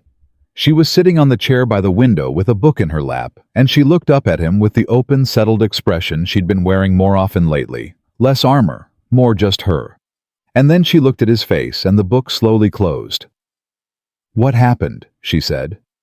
He pulled the other chair across and sat down directly in front of her, close enough that there was no room for misunderstanding between them. "I need to tell you something," he said. And I need to tell you before you hear any version of it from anyone who isn't me." She said nothing, just held his gaze with those steady dark eyes. "Cody talked in town," Samuel said. "He told people I was planning to marry you. He meant to defend your reputation, and he did it the only way a 22-year-old boy knows how, which is badly." He paused. "By morning, it'll be across the county." Eleanor was very still. "I'm not telling you that to frighten you," he said. "I'm telling you because it is now after 6 weeks, and everything that has happened between what was said and what's been unsaid past time, that you heard what I actually have to say." He leaned forward slightly, hands linked between his knees, eyes steady on hers. "Eleanor, I heard you pray for me. I heard every word of it. And what I felt that night in the dark, that wasn't gratitude. It was something I hadn't felt in so long I'd nearly forgotten what to call it." She had both hands pressed flat against the closed book in her lap. "I'm not a man who makes small decisions," he said. "You know that by now. I don't say things I don't mean, and I don't offer things I'm not prepared to give." He looked at her directly. "I love you. I know that's a plain way to say it, and I know we haven't known each other long in the way the world counts time. But I know what I know. I know who you are. I know what you're made of, and I am asking you, not requiring, not offering you a position, not making your life here conditional on your answer. I'm asking if you'd be willing to let this be something more than what it already is." The room was completely silent. Eleanor looked at him for a long moment. Her eyes were bright. Her hands on the book had gone completely still. "I'm afraid," she said. "I need you to know that. I'm not saying no. I'm saying I'm afraid." "I know," he said. "That's the most sensible thing you could be." "I've been wrong before," she said, "about who someone was." "You can ask Pete," he said. "He's known me 30 years. Ask him who I am." A pause. "Or you can take what you've seen yourself and trust it." She looked at him. He could see her working through it, not talking herself into something, not talking herself out, but doing the genuine work of a woman who had learned the hard way that feelings could deceive her, but evidence didn't lie. "You stayed," she said finally, almost to herself. "Every time it would have been easier to walk away from this, from me, from my situation, you stayed." "Yes." "Why?" "Because you mattered," he said, "from earlier than I'm comfortable admitting." Something in Eleanor Price's face went entirely and completely still for one long moment. Then it broke open, not into tears, not into words, but into something unguarded and honest and entirely real. The expression of a woman who has been braced for disappointment for so long that the absence of it feels like a new country she doesn't have the map for yet. "I need time," she said, "not to answer. I know my answer." She looked at him and didn't hide what was in her eyes. "I need time to learn how to trust that my answer is allowed to be what it is." Samuel Thornton leaned back in his chair and exhaled slowly. "Eleanor," he said, "we have all the time this ranch has got, which is considerable." And she laughed. It came out soft and a little rough and entirely genuine, the laugh of a woman who hadn't laughed easily in years and was surprised to find it still worked, and it was the best sound that house had held in longer than Samuel could say. He stood up. "Good night," he said. "Good night, Samuel," she said. The name came out easy this time. No hesitation. Just his name in her voice, in his house. He went downstairs and stood in the hallway in the dark for a moment. Outside, the Texas night was loud with summer. Inside, something that had been empty for 12 years was quietly, steadily filling. He put his hand against the wall of the house his father had built. "All right," he said quietly. To no one. To the house. To whatever it was that had sent her here. "All right." Then he went to bed, and for the third time since Eleanor Price had come to the Thornton Ranch, sleep came easy. She didn't say the word yes for 4 more days. Samuel didn't ask for it. He went about his work the same way he always went about his work. Early mornings, long days, supper at the table with her conversation that was ordinary and real, and asked nothing from her that she hadn't already offered. He didn't hover. He didn't press. He gave her exactly what he'd promised time. But the ranch knew something had shifted. You couldn't keep that kind of thing contained on a property where 8 men worked within eyeshot of the main house, and Pete Calloway had eyes like a hawk and a memory like a deed record. Nobody said anything directly. But there was a quality to the silence when Samuel came in for lunch, a careful collective minding of business that had the particular texture of people trying very hard not to look like they were paying attention. Eleanor noticed. On the second day, she came out to where Cody was repairing a fence rail near the barn, and said without preamble, "I'm not angry with you." Cody looked up from the rail like a man expecting a consequence and not sure which shape it was coming in. "What you said in town," she said. "I know you meant to help." "I shouldn't have." "No," she agreed. "You shouldn't. But I understand why you did." She looked at him steadily. "I wanted you to know that." Cody held her gaze. Then he said with the blunt, earnest honesty of a young man who hadn't yet learned to dress things up. "He's a good man, Miss Price. Best I've ever worked for. And I've seen how he looks at you." He paused. I wanted you to know that too." Eleanor was quiet for a moment. "I know," she said. Then she walked back to the house. Cody watched her go. Then he looked down at the fence rail and went back to work, and if he was smiling, he had enough sense to do it where nobody could see.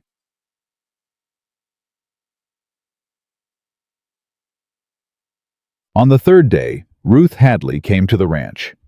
She arrived in a small buggy at mid-morning unannounced with a basket over one arm and the particular energy of a woman on a mission she'd decided on, and wasn't second-guessing.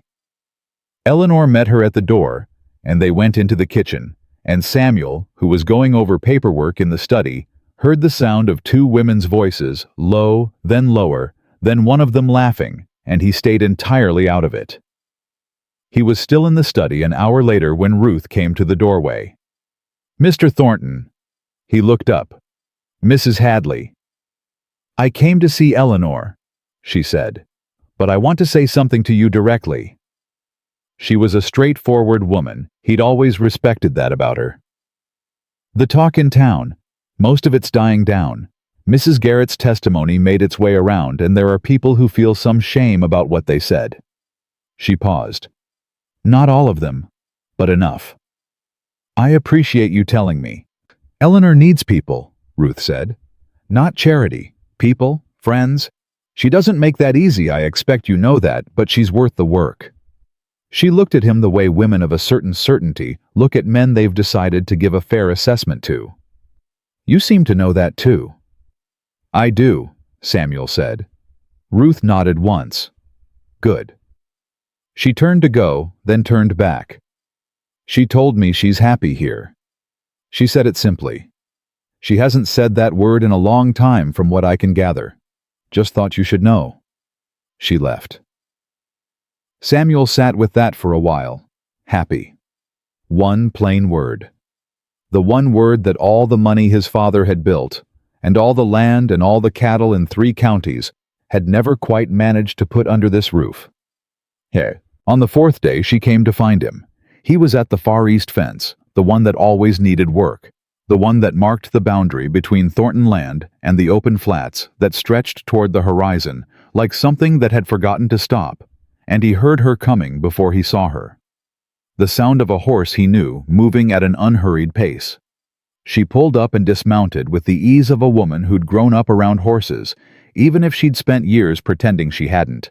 He'd noticed that weeks ago, the way her body knew the animal better than her history suggested it should. She tied the horse and walked over and stood beside him at the fence. He didn't say anything. Neither did she for a moment. They looked out at the same stretch of flat, dry, golden Texas land that he'd been looking at his whole life, and that still on certain mornings made something in his chest go quiet with the size of it. "I've been thinking," she said. I expect you have. About what you said, about what I said. She paused. About what I've been afraid of. He kept his eyes on the horizon. I've been afraid, she said, of being wrong again. Of wanting something, and being wrong about what it was. Her voice was steady, but underneath it, something was moving, something that had been locked in one place for a long time, and was testing whether it could move. I've built my whole life around not needing things, not wanting things I couldn't get for myself. Because wanting and not getting... She stopped. Costs more than not wanting at all, he said. Yes. A breath. Yes, exactly. He turned and looked at her. She was already looking at him. Had been, he realized, for longer than he'd known. Her hands were loose at her sides. Her chin was level, and her eyes had that thing in them that he'd been watching come and go for weeks. The thing that was her, the actual her, without the armor or the composure or the careful management of everything she let people see. I've been wrong about people, she said. I've trusted the wrong ones and kept my distance from the right ones. And I've never quite been able to tell the difference in real time, only in hindsight when it was too late. She paused. But I have watched you for 10 weeks, Samuel. I have watched you in good days and bad ones. I have watched you with your men, and with your work, and with Pete, and with Cody, and with me. She took one step toward him. And I have never once, not once, seen you be a different man, depending on who was watching. He was very still. That's the thing I was waiting to be sure of, she said. Not whether you meant what you said. I knew you meant it. I was waiting to be sure I was reading you right. She was close now, close enough that he could see the small tremor that ran through her voice, even when her face was steady. I'm sure. Eleanor. I love you, she said, plain and direct, the way she said everything that truly mattered. No preamble, no decoration, just the fact of it standing in the open air where it couldn't be taken back. I don't say things I don't mean either. Samuel Thornton looked at her for one long, still moment. Then he reached out and took her hand, both of them, one in each of his, and held them the way you hold something you have been careful with for a long time and are now certain you don't have to let go of. I know you don't, he said. She let out a breath. Long, slow, the kind of breath that carries with it everything a person has been holding in place through sheer force of will. What do we do now? She asked. Now, he said, I ride into town and I talk to Reverend Marsh. She blinked. That's you don't have to. We don't have to. Eleanor. He looked at her with all the certainty that was in him, which was considerable. I'm not asking you to keep working in my kitchen. I'm asking you to stand beside me in this life. A pause. If that's not what you want, you say so. But if it is, I don't do things halfway. You know that by now. She looked at him. He watched her take it in. Watched her test it the way she tested everything, not for the sound of it, but for what was under the sound. For the truth of it. And then quietly she said, When? Soon as you're ready. I'll need to write to Mrs. Burke, she said. And Reverend Clay. Write them tonight, he said. I'll see Marsh tomorrow. She nodded. Looked at their joined hands. Then she looked back up at him with something in her face that he had no word for, and didn't need one. It was the look of a woman who had stopped waiting for the other shoe to drop, because she had finally found solid ground. The twist that came next wasn't from Garrett Price.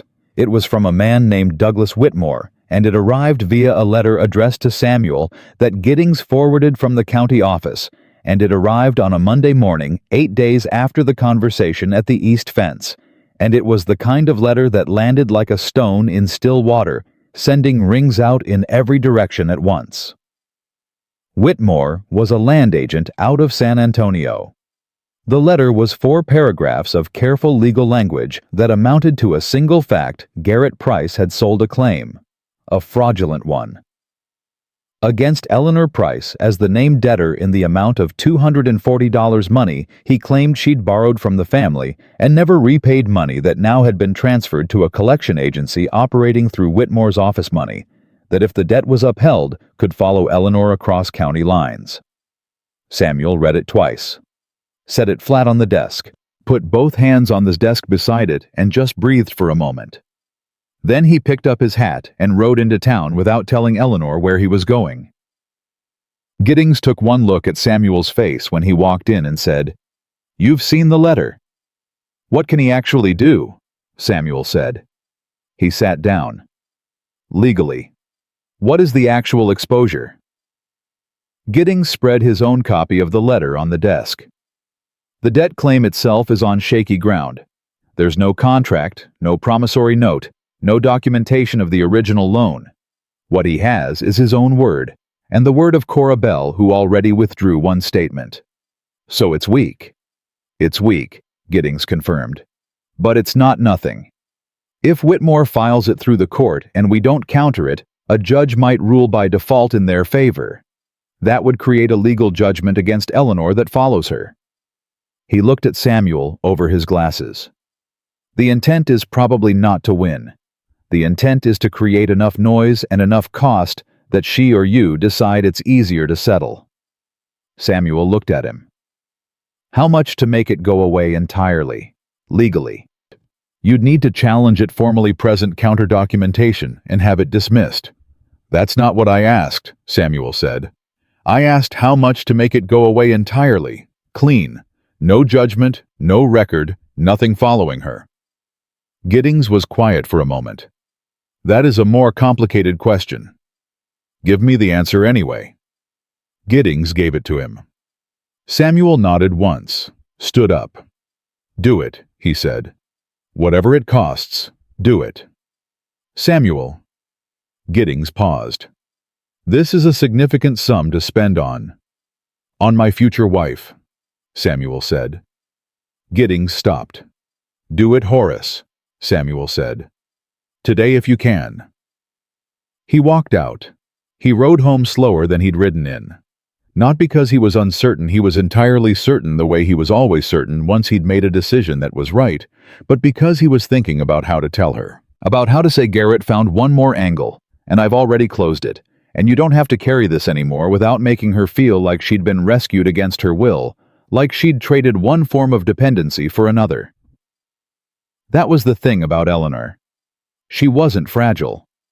She didn't need protecting from hard news. What she needed, what she'd always needed, what nobody had given her in longer than she'd been keeping track, was someone to stand in it with her. Not in front of her, beside her.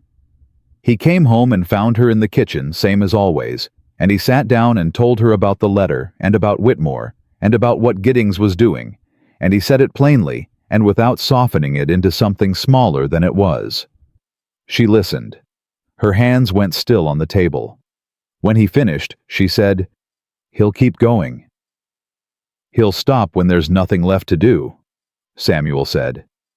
"We've taken everything else from him. This was the last angle he had." "You don't know that." "No," he said. "But Giddings does, and Cal Briggs does, and right now both of them are working on the same problem from different directions." He looked at her. "He's not going to win Eleanor. I need you to hear that. Not because I'm saying it to make you feel better. Because it's true." She looked at him for a long moment. "I'm not a problem to be solved," she said quietly. "No," he said immediately. "You're not. You're the woman I'm marrying in—" He paused. "When did you say Reverend Clay could arrive?" A beat. Then something moved in her face, surprised and warm and almost amused. 3 weeks. 3 weeks, he said. "Which means this needs to be done before then, and it will be." She pressed her lips together. Not against tears, against something more complicated than tears. The expression of a woman who has been fighting so long, she doesn't quite know what to do when the fighting is almost over. "I never wanted your money," she said. "I need you to know that." "Eleanor." He said it steady and sure. I have known that since the first day you sat across from me at this table and asked if you could have the chair." He paused. "A woman who wanted my money wouldn't have asked." She looked at him, and then she did something she almost never did. She reached across the table and put her hand over his.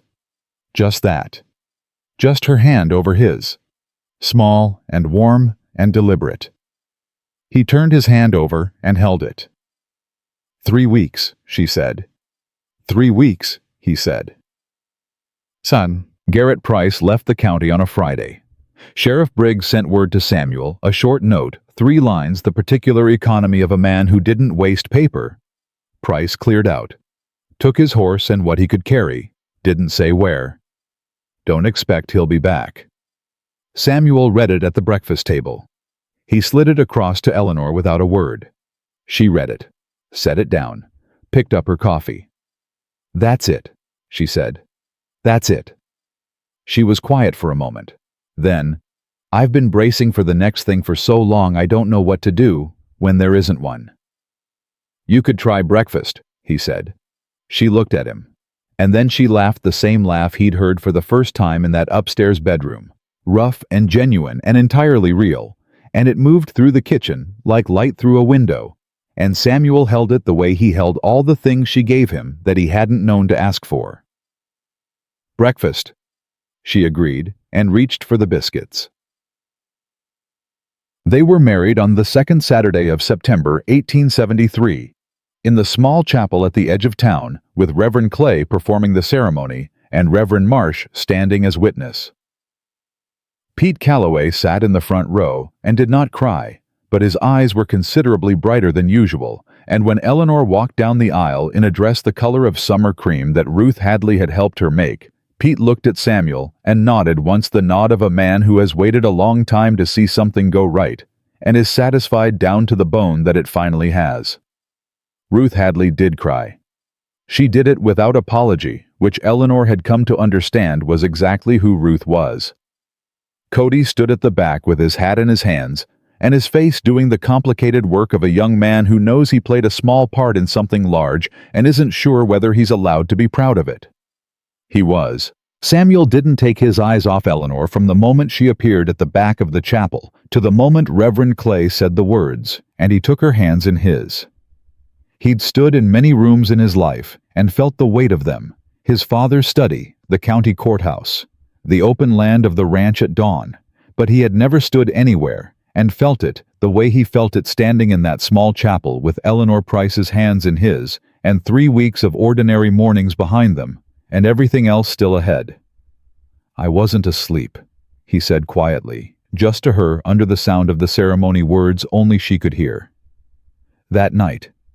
I want you to know everything you prayed for, every word. I've been trying to be worthy of it ever since." Her eyes went bright. She squeezed his hands once firm, certain the grip of a woman who had made her choice and was not afraid of it. "You already were," she said. "I just needed you to see it."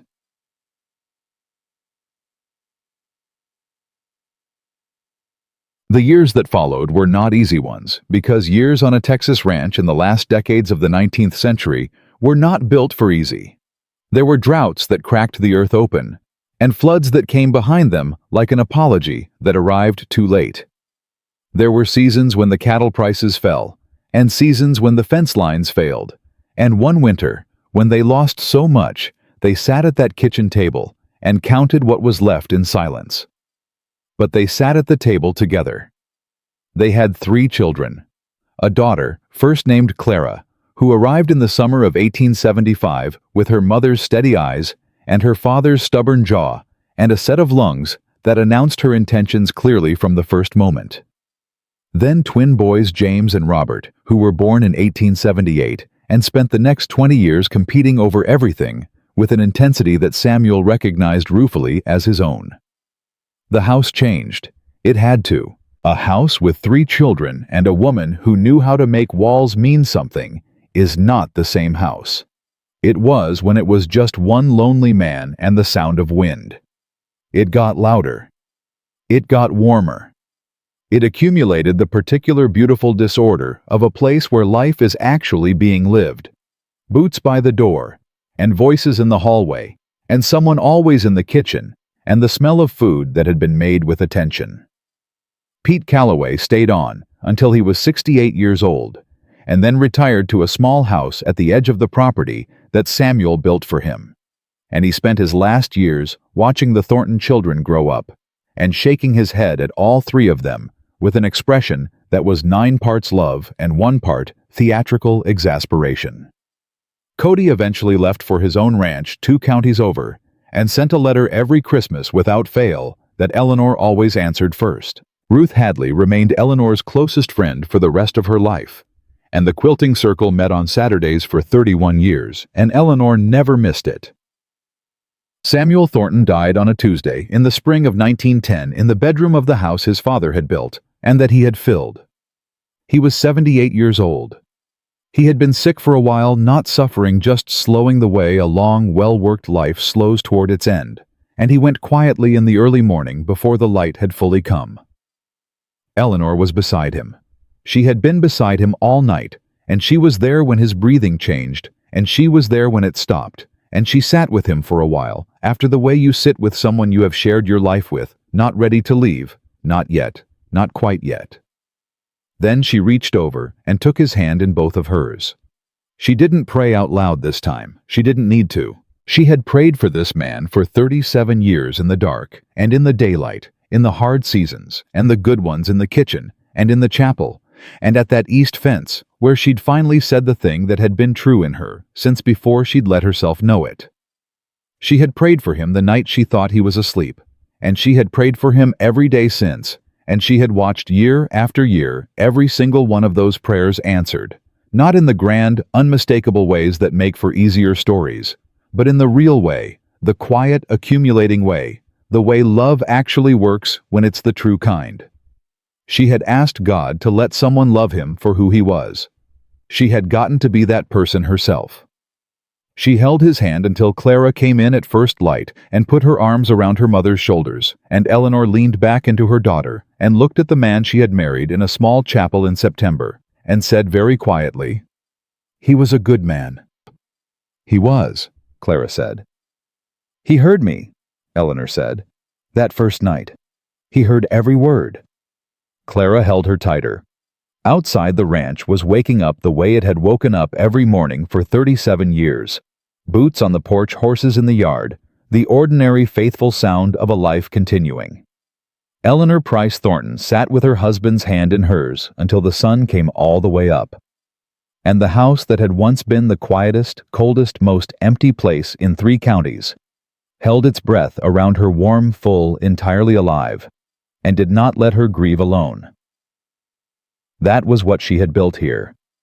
That was what love, given honestly and received with courage, had made of one lonely man's inheritance. Not a mansion, not a monument, a home. And a home once truly made does not come undone.